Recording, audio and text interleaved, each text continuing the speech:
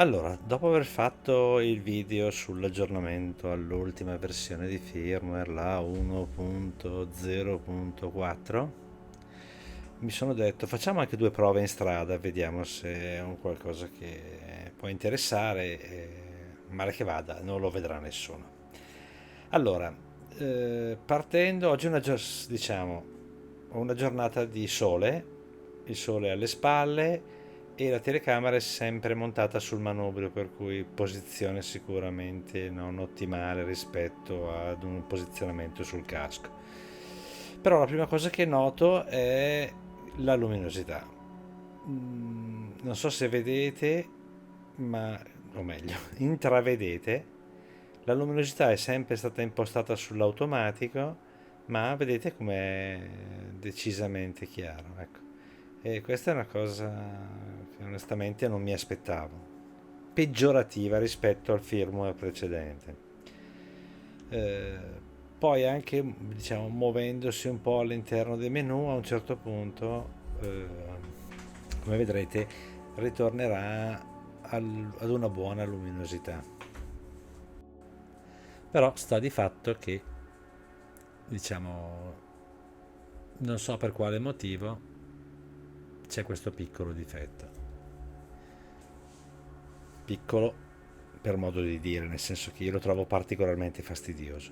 Vedete, adesso la luminosità si è regolata, ma stiamo parlando di un minuto e mezzo da quando sono partito. Non lo so onestamente. Vabbè.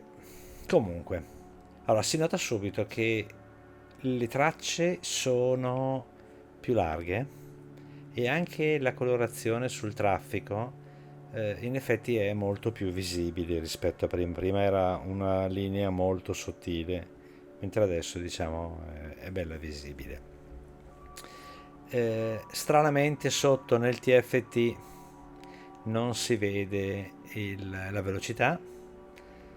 Questo è uno dei grandi misteri, nel senso che ho riavviato l'app, ho fatto tutto, per cui vabbè. Poi l'altra curiosità che avevo era la visualizzazione dell'altitudine. Allora, normalmente non si vede. Ho letto che c'è da attivare l'opzione, ma onestamente, a parte che ho fatto fatica a trovarla, perché la si trova solo nelle impostazioni della navigazione. Tanto è vero che bisogna uscire dall'impostazione delle mappe, entrare in impostazione di navigazione, poi informazioni di navigazione e spuntare le voci che si vogliono mostrare. Eh, Vedete che è in grigetto e non ho capito per quale motivo. Poi a livello di menu più o meno non è cambiato nulla. Qui abbiamo la parte ancora legata ai viaggi.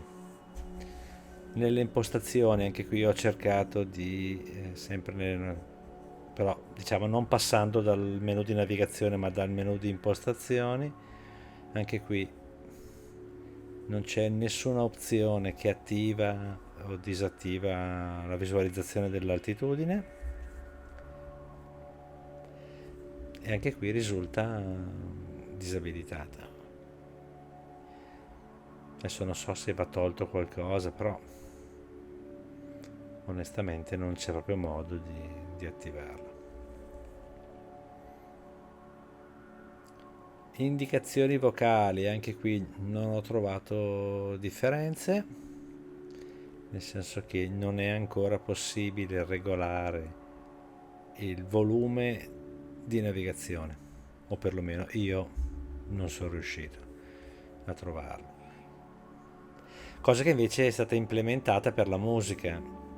Il controller, quindi il rotellone sul manubrio, in realtà adesso consente proprio di regolare il volume di ascolto, ma della musica, quindi che sia locale o che sia in Bluetooth funziona comunque, però non nient'altro, ecco, diciamo. Poi se andiamo a vedere le informazioni della moto, diciamo anche qui nessuna novità, per cui sono rimaste le stesse. Abbiamo poi la solita bussola, la grafica mi sembra esattamente come prima, e stesso discorso per la parte inclinometro, anche lì diciamo non è cambiato nulla. Non lo so, onestamente mi sarei aspettato qualcosa di più da parte di BMW. Cioè, non dico l'implementazione di un Android Auto, di un CarPlay, che sarebbe stato sicuramente il top, ma almeno, ripeto, non so, forse qualche informazione in più durante il viaggio.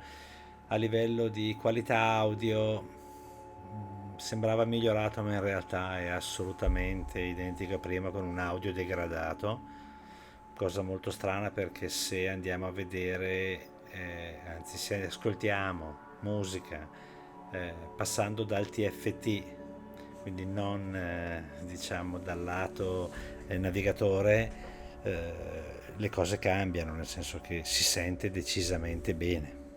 Mentre così, non lo so, onestamente non so neanche come definirlo, però la musica lagga, si sente male, è proprio degradata, ecco, forse il termine corretto è quello. Anche informazioni durante la navigazione sono sempre le stesse, l'altitudine io non riesco a mostrarla, per cui anche lì non lo so. Io ultimamente sto utilizzando il navigatore di Kiji, quello fatto apposta per BMW, diciamo, con l'attacco alla basetta, e ma, mi trovo decisamente meglio. Primo perché posso scegliere l'applicazione che voglio e così via. Il vantaggio di BMW è sicuramente quello di avere un'integrazione con l'applicativo su smartphone, che ti permette di pianificare i percorsi e poi sincronizzarli. Però devo dire anche che non ne sento particolarmente la mancanza. Sto utilizzando Waze, ci faccio tutto e comunque continua a funzionare anche la registrazione dei dati di viaggio sull'applicazione di BMW, per cui direi anche lì nessuna mancanza, ecco. Massimo, scrivetemi nei commenti se avete dubbi o avete scoperto anche come mostrare effettivamente l'altitudine, per cui ecco, diciamo così. Altra cosa assurda, anche qui non viene mostrata la velocità reale rilevata dal GPS. E, boh, non lo so. Non lo so, onestamente mi sembra un prodotto talmente immaturo, nonostante sia ormai sul mercato da quasi un anno, nel senso che io ce l'ho dal mese di gennaio ed era già uscito da diversi mesi. Per cui, boh, 4 aggiornamenti firmware quasi in un anno, onestamente mi sembrano una mezza presa in giro. Va bene, in ogni caso, come al solito vi invito a lasciare un like al video, ad iscrivervi al canale se non l'avete già fatto, e aspetto i vostri commenti. Grazie e alla prossima.